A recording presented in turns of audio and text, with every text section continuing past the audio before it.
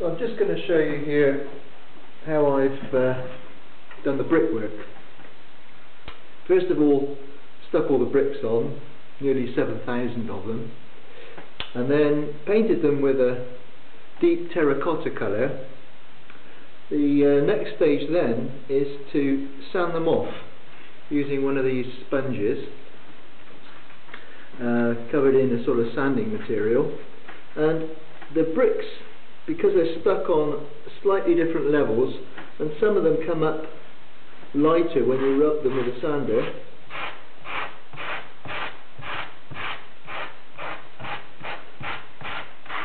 giving variations in the colour of the bricks, just like the real thing. This part down here hasn't been done at all, so we'll just give that a rub. You can see the bricks appearing.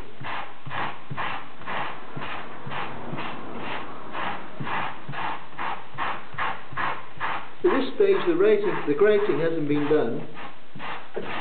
The reason for that is that when we put the mortar, the stucco, the filler, the spackle, whatever you want to call it, on the bricks, it sort of blends over the surface and makes them just like the real thing.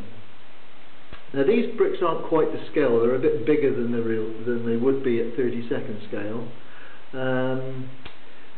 Basically with 7,000 of them, I really didn't want to double that up by making them the right scale. But when you put a car, and this is a Fiat 124 here, alongside it, they're not too bad. I'm quite pleased with the results.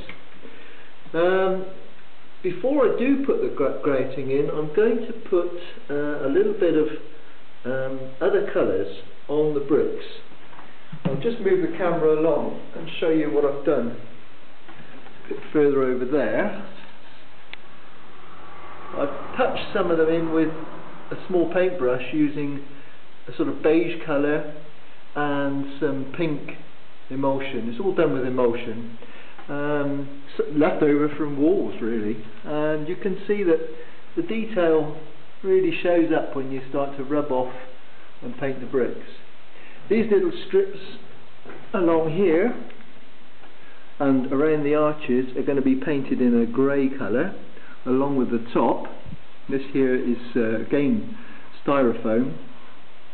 I've cut little notches in the viaduct. This is what they call snow gaps, where you can the road workers can brush the snow out and keep the roads clear. This part's yet to be painted and copper taped. The other side I've just painted terracotta. I didn't want to stick bricks on this as well. I'm getting a bit fed up with it now, to be honest.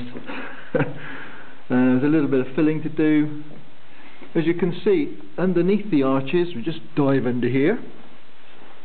It's all covered in bricks as well. Got to be real. But on the end here,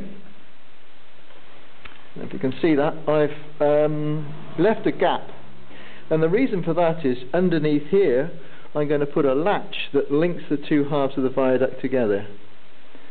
That's going to be one of the last moves. I've used green card inside there on the arches, but on the front of the surface here, underneath these bricks, is styrofoam filling the gaps between the plywood. Well, that's it for the moment. The beauty of these bricks is that you can curve them around walls. I've done this, finished this wall off now. There's a bit of a gap there, as you can see, because this whole section here lifts out. See it moving there? I don't want to lift it out at the moment because I need two hands to do that. This section here, this big gap, is where the tunnel goes, underneath there, and that's this section sitting at the moment on top of the pits. This is the back of it. The cardboard you see in the picture is hidden away, creating a little tiny holding, small holding on the top there, with a few a pigsty and a few buildings, a chicken house, a haystack and an old cart, and there'll be an arpe there as well. And that whole section, I'm going to go right the way around the track now.